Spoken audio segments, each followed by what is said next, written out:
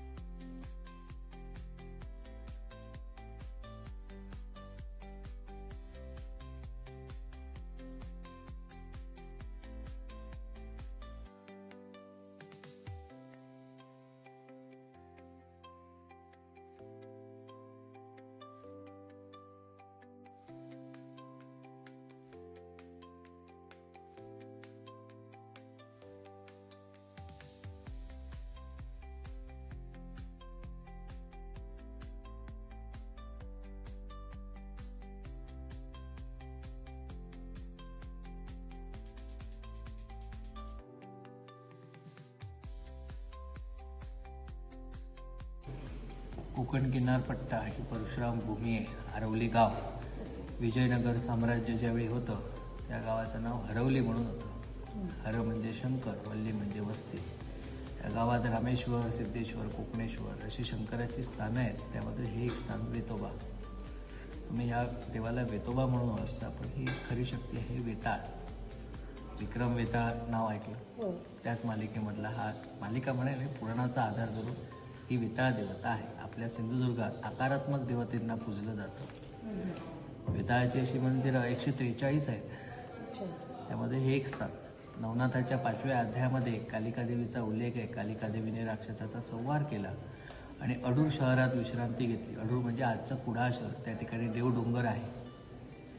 मच्छरनाथाने कालिका देवीकडे शाबरी मंत्र मागितला. ते मागणं सहजपणे देणं घेणं झालं नाही. युद्ध आलं, अपयशी ठरली कालिका देवी. त्या ठिकाणी शंकर प्रकटले आणि शंकराच्या सांगण्यामध्ये शाबरी मंत्र हा मच्छरनाथांना देण्यात आला. पुढे शिष्य परिवारांकडे गेला. आरोली गावात नाथपंथीय सत्पुरुष भुमय्या यांनी ह्या देवावर शाबरी मंत्राद्वारे स्थापना केली, म्हणून हा वेतोबा. असं आजही त्या ठिकाणी देवाला चपला अर्पण केलेल्या जातात. तो घालतो देव आणि या गावाचं तसं इतर गावाचं रक्षण करतो. रक्षणकर्ता देवता आहे. रंबादी फळ म्हणजे केळी ही देवाला ती प्रिय आहे. अच्छा, म्हणून म्हणजे कोकणातली लोक आजही देवाकडे काहीतरी मागतात. म्हणजे माझं हे मागणं पूर्ण झालं की मी देवा तुम्हाला हे देईन. हे देईन म्हणजे काय देईल? त्या बागायतीमध्ये आलेलं पीक आहे, म्हणजे ते केळ्याचं पीक आहे, ते देवापर्यंत येऊन अर्पण करावं हा पूर्वीपासून तो भाव आहे. तो आजही आहे. तेच म्हटलं, इथे सगळीकडे वेलची केळी दिसत आहेत प्रसादाला, तर म्हटलं असं का? ते मला एक शंका होती आणि त्याचं निरसन झालं. गुरुजी थँक्यू. आम्ही पहिल्यांदा, म्हणजे तुम्ही एवढे देऊळ बोलताय, आम्ही पहिलं हे दर्शन घेतोय या देवाचं पहिल्यांदा. ही स्थापना झाली, ही लिखित आहे ताम्रपटवर. आणि त्याच्या अगोदर ज्यावेळी नाथ होते त्यावेळी ही देवाची स्थापना झालेली आहे. ही मूर्ती आहे, ही पंचधातूची मूर्ती आहे. धातूची मूर्ती 96 मध्ये पुनर्स्थापना केली. ही मुंबईला खारदांड्याला सोनवडेकर जे आर्टचे प्राध्यापक त्यांच्याने मूर्ती ही घडवली. त्यांची कला कन्याकुमारीला स्वामी विवेकानंदांचा जो स्टॅच्यू आहे त्यांच्यानी मूर्ती घडवली ते. आणि ह्याच्या अगोदर जी मूर्ती होती ती फणसाची होती, लाकडाची. ती 1920 मध्ये उभी केलेली.